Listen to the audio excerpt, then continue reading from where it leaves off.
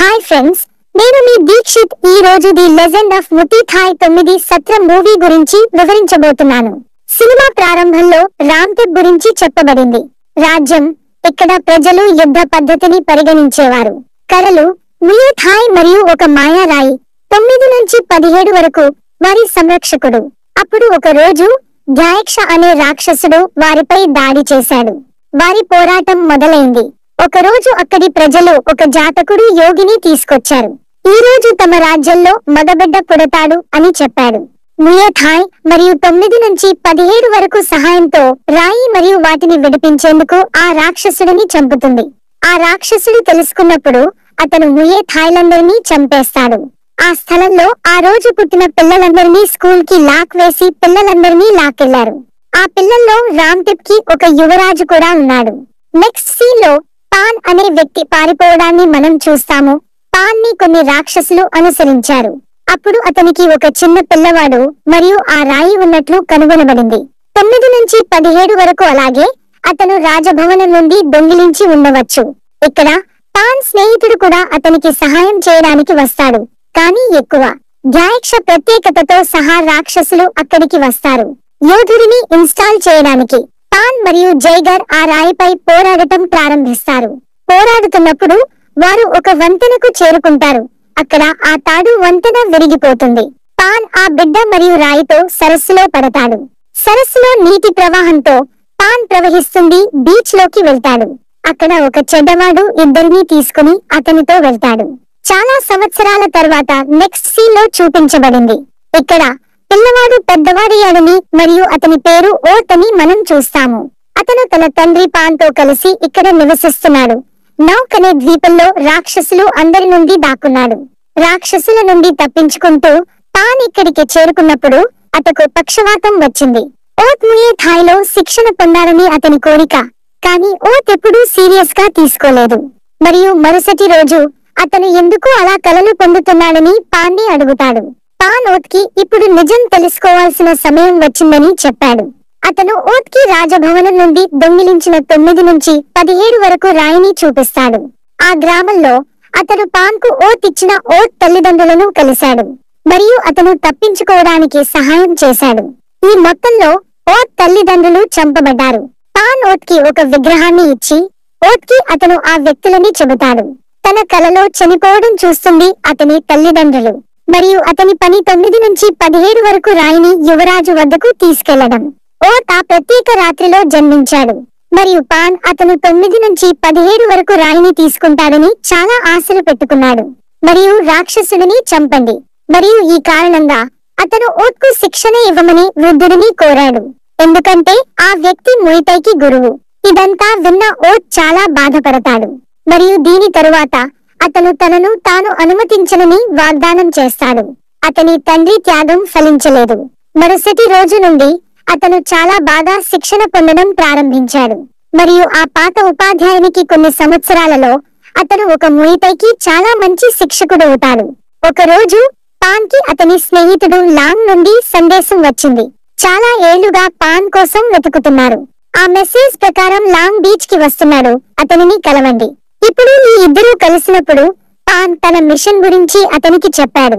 కానీ ఓత్ సిద్ధంగా ఉన్నాడని తాను భావించడం లేదని లాంగ్ అతనికి చెప్పాడు. వీటన్నింటికి లాంగ్ పాన్ కి రాయిని ఇవ్వమని చెబుతాడు మరియు అతను దానిని తీసుకుంటాడు. రాకుమారుడికి రాయి. కానీ పాన్ దీన్ని చేయడానికి నిరాకరించాడు. ఓత్ మరియు వృద్ధ ఉపాధ్యాయుడు అతన్ని చూస్తారు. కానీ వారు లాంగ్ విడుదల ఆపడానికి ముందు మంట ఇప్పటికే చేసింది ఉంది. ఓత్ తన తండ్రిని చేరుకున్నప్పుడు అతను కొన్ని రాక్షసులను చూస్తాడు. అక్కడ దాడి చేస్తున్నారు మరియు ఓత్ తన తండ్రి పాన్ని రక్షించి అక్కడి నుండి వెళ్లిపోతాడు. ఇప్పుడు ఓత్, పాత టీచర్ మరియు పాన్ వారితో గొడవ పడుతున్నారు మరియు లాంగ్ ఒంటరిగా మిగిలిపోయింది. పాన్ ఓత్ ని చంపడానికి ఇక్కడ ప్రయత్నిస్తాడు. కానీ అతను జైగర్ కూడా వచ్చాడు అని చూస్తాడు. ఇప్పుడు పాన్ తో పోరాడటం చాలా కష్టమని తెలుసుకుంటాడు. అతనిని మరియు అతను 9-17 రాయిని ఇచ్చి ఇక్కడి నుంచి వెళ్లిపోమని ఓత్ తో చెప్పాడు. తనకు ఇష్టం లేకపోయినా ఓత్ తన మాట వినాల్సిందే. తండ్రి పాన్ మరియు అక్కడ నుండి బయలుదేరాలి. మరోవైపు రాక్షసులందరూ పాత గురువును మరియు పాన్ చంపుతారు. ఇప్పుడు మరోవైపు ఇదంతా చూస్తున్న తర్వాత చాలా కోపంగా ఉండే ఓత్ ని మనం చూస్తున్నాము. మరియు ఈ కోపంలో అతను రాయిని విసిరివేస్తాడు. కాని అకస్మాత్తుగా అతను తన తండ్రికి ఇది ఎలా చివరిది అని గుర్తు చేసుకున్నాడు. మరియు అతను ఆ రాయిని తీసుకుని తనకు తానుగా సిద్ధం చేసుకున్నాడు. ఈ రాయిని యువరాజుకు ఇవ్వండి. మరోవైపు దయక్ష చాలా కోపంగా ఉండటం చూస్తుంటాం. లాంగ్ విఫలమై తిరిగి వచ్చినప్పుడు మరోవైపు ఓత్ ఒక గ్రామానికి వెళ్లి ఉన్నాడు. రామ్ తెప్కి వెళ్లడానికి మార్గం కోసం చూస్తున్నాడు. ఈ విషయంలో ఓత్ కి ఎవరూ సహాయం చేయలేరు. ఇప్పుడు ఇక్కడ ఓత్ తనని ఎవరో ఫాలో అవుతున్నట్లు అనిపిస్తుంది. అతను తన బ్యాగ్ ని తనిఖీ చేసినప్పుడు అతను 917 అని చూశాడు. రాయి లేదు. ఆపై దానిని ఒక కోతి తీసుకుపోయిందని తెలుసుకుంటాడు. తినడానికి ప్రయత్నిస్తున్నారు. ఇక్కడ ఓత్ కోతిని అనుసరించడం ప్రారంభించి దానిని పట్టుకోవడానికి ప్రయత్నిస్తాడు. కానీ ఓత్ దానిని పట్టుకునే లోపు ఎరుపు రంగు రాక్షసుడు వచ్చి కోతిని తీసుకుంటాడు. ఆ రాక్షసుడు ఓడ దగ్గరకు వెళ్తాడు. ఓత్ కూడా ఓడ ఎక్కుతాడు. ఈ ఓడ రాక్షసులకు చెందినదని మరియు వారికి చెందినదని మేము కనుగొన్నాము. అందరూ సముద్రపు దొంగలే. మేము ఓడ లోపలికి వెళ్ళినప్పుడు మనకు అది చాలా తెలుసు. అందమైన అమ్మాయి కూడా అక్కడ చిక్కుకుంది. ఇక్కడ ఓత్ ఒక స్వరాన్ని వింటాడు మరియు ఎర్ర రాక్షసుడు మరియు అని చూస్తాడు. కోతి రాయి కోసం పోరాడుతోంది. ఓత్ ఇదంతా చూసి కోతికి సహాయం చేయడం ప్రారంభించాడు. ఆపై అతను ఈ ఎర్ర రాక్షసుడు మరియు కోతి స్నేహితులుగా ఉన్నారు అని తెలుసుకుంటాడు. మరియు వారిద్దరూ ఓత్ ను మోసం చేశారు. ఇంతలో మిగతా రాక్షసులందరూ కూడా అక్కడికి వస్తారు. ముగ్గురు అక్కడి నుంచి పారిపోయేందుకు ప్రయత్నిస్తున్నారు. ఇప్పుడు రాక్షసులందరూ ఈ ముగ్గురిని చుట్టుముట్టారు మరియు వారు ప్రారంభిస్తారు. ఒకరితో ఒకరు పోరాడుతున్నారు. ఇప్పుడు మనం ట్రాప్ అయిన అమ్మాయి ఈలలు పైకి రావడం చూస్తాము. ఆ తర్వాత మరో ఓడ వస్తుంది. ఈ ఓడ ఈ అమ్మాయికి చెందినది మరియు ఆమె కూడా సముద్రపు దొంగ. ఆమె తన ప్రజలను రక్షించడానికి మరియు వారిని విడిపించండి ఈ ఓడ వద్దకు వచ్చింది. ఇప్పుడు వారందరూ తిరిగి రాక్షసులు ఓడ వద్దకు వెళ్లి పోరాడటం మొదలు పెట్టారు. రాక్షసులు తమ ఓటమిని చూసి చాలా పెద్ద రాక్షసుడిని విడిపిస్తారు. రాక్షసుడు బయటకు వచ్చిన వెంటనే ప్రజలందరూ అక్కడి నుంచి వెళ్లిపోతున్నారు. ఇక ఈ ముగ్గురు కూడా అక్కడి నుంచి వెళ్లిపోతారు. ఇప్పుడు ఓ అందమైన అమ్మాయి ఒంటరిగా ఓడ వెనుక ఉన్నట్లు చూస్తుంది మరియు అతను ఆమెను రక్షించడానికి తిరిగి వెళ్తాడు. ఓత్ రాక్షసుడి ముందుకి వచ్చినప్పుడు రాయి పడి ఉంది. కోతి సంచి అకస్మాత్తుగా మెరుస్తుంది. ఈ రాయి నుండి చాలా ప్రకాశవంతమైన కాంతి బయటకు వస్తుంది. అది వెళుతుంది. రాక్షసుడు చనిపోయిన వెంటనే ఓత్ చేతి నుండి రాయి వస్తుంది మరియు ఓత్ కూడా స్పృహలోకి వస్తాడు. మరోవైపు అమ్మాయి కోతి దానిని లాక్ చేయడం మనం చూస్తాము. ఎరుపు రాక్షసుడు మరియు తాళంలో ఓత్. ఇప్పుడు వీరిద్దరి కథేంటో ఓత్ కి తెలిసింది. ఈ కోతి తాను కోతి రాజ్యంకి రాకుమారుడని చెబుతుంది మరియు దయక్ష అతని రాజ్యాన్ని నాశనం చేసింది మరియు ఇప్పుడు అతను పగ తీర్చు కోరుకుంటున్నాడు. మరోవైపు ఎర్ర రాక్షసుడు తన పేరు మరాఠా అని చెబుతాడు మరియు అతను తన రాక్షస రాజ్యానికి జనరల్. మానవ బాలికపై అతని ప్రేమ కారణంగా అతని ప్రజలు అతని వంశం నుండి అతనిని తీసుకున్నారు మరియు ఇప్పుడు అతను ఆ అమ్మాయిని బందిఖానా నుండి విడిపించాలనుకుంటున్నాడు. ఇక్కడ మరాఠా చేసిన ఇనుము యొక్క ఈ 9 నుంచి 17 వరకు రాయి గురించి ఓత్ చెప్పారు మరియు అతను తన అధికారాలను ఆ వ్యక్తికి ఇస్తాడు. నైపుణ్యం, ధైర్యం మరియు త్యాగం వంటి నైపుణ్యాలు ఉండాలి. ఇక్కడ కోతి తాను మరియు మరాఠా వారు భావిస్తున్నట్లు చెబుతుంది. ఈ 9 నుంచి 17 వరకు రాయితో తమ మిషన్ పూర్తి చేయగలుగుతారు. ఇప్పుడు ఇక్కడ మనం చూస్తున్నాము ఆ అమ్మాయి వారి మాట వింటోంది. ఇప్పుడు ఆమె ఎదురుగా వచ్చి తన పేరు లెన్ అని చెప్పింది. ఇప్పుడు ఆమె వద్ద ఆ 9 నుంచి 17 వరకు రాయి ఉంది. దానితో పాటు దయక్ష ఎలా క్యాప్చర్ చేసిందో చెప్పింది. ఆమె సోదరుడు మరియు అతని ఓడను నాశనం చేశాడు. లెన్ తన సోదరుడిని ఎలా విడిపించాలనుకుంటున్నాడో చెప్పింది. 9 నుంచి 17 వరకు రాయి మార్పిడి.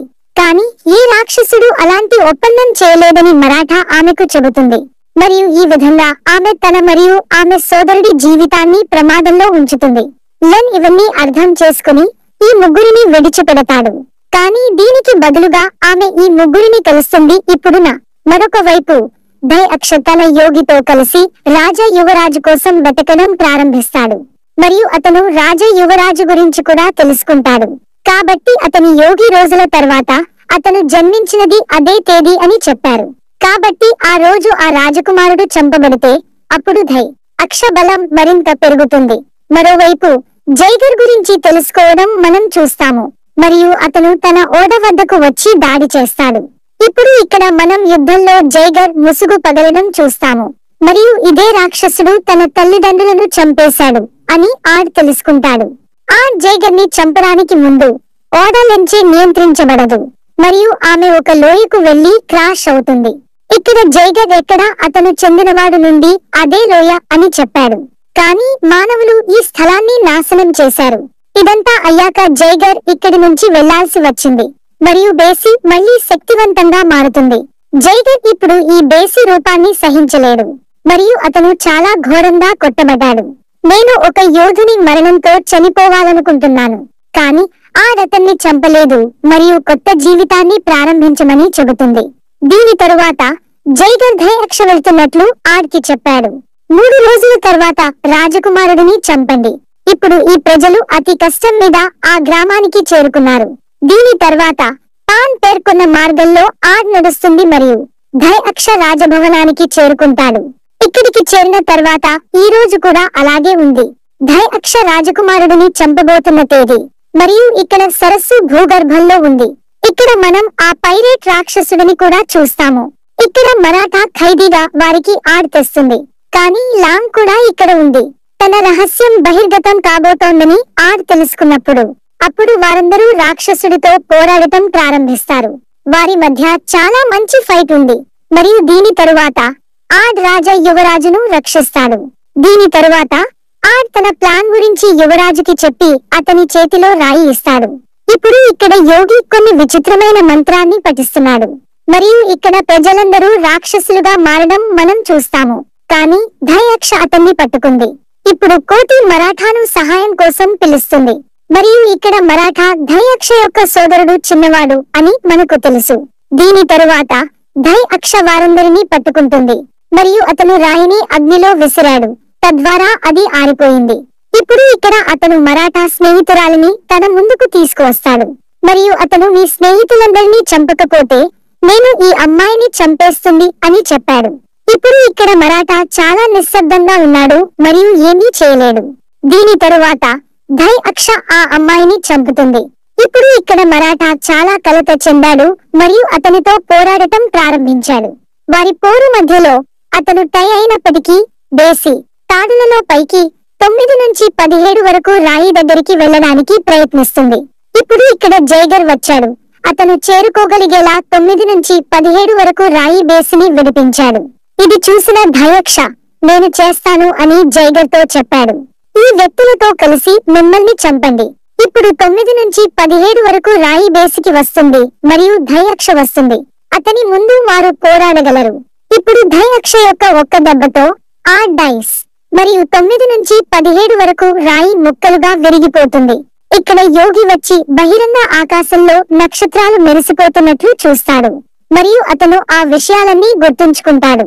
ఇప్పుడు ఇక్కడ మేము 9 నుంచి 17 వరకు యొక్క విరిగిన ముక్కలు అకస్మాత్తుగా మెరుస్తూ చూస్తాము మరియు అవి ఆది యొక్క శరీరాన్ని గాలిలో పైకి లేపుతాయి. బేసి అంటే చంపాల్సిన వ్యక్తి అని ఇక్కడ మనకు తెలుసు. ప్రియమైన అక్ష రాజ యువరాజు కాదు. ఇప్పుడు 9 నుంచి 17 వరకు రాయి కారణంగా బేసి మళ్లీ నిలబడింది మరియు ఇప్పుడు వారిద్దరి మధ్య చాలా మంచి ఫైట్ ప్రారంభమవుతుంది. ఇప్పుడు ఇక్కడ బేసి మరియు ధైర్యక్ష ఒకరితో ఒకరు పోరాడుతున్నారు. ఇక్కడ ధైర్యక్ష తన శక్తితో ఆయుధాన్ని తయారు చేస్తాడు. ఈ ఆయుధానికి దూరంగా ఉండడాన్ని మరాఠా నిషేధించారు. అయితే అప్పటికే అతడు దాడి చేశాడు, కానీ ఇది బేసికి ఏమీ చేయలేదు. కానీ అనేక ఇతర రాక్షసులు గాయపడ్డారు.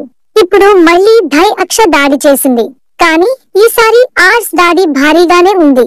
అతను తన దాడితో ధైర్యక్షను ప్యాలెస్ నుండి బయటకు విసిరాడు. ఇప్పుడు ధైర్యక్ష పెరిగినప్పుడు అతను తనను తాను పెద్దగా మరియు మరింత భయానకమైనదిగా చేసుకుంటాడు.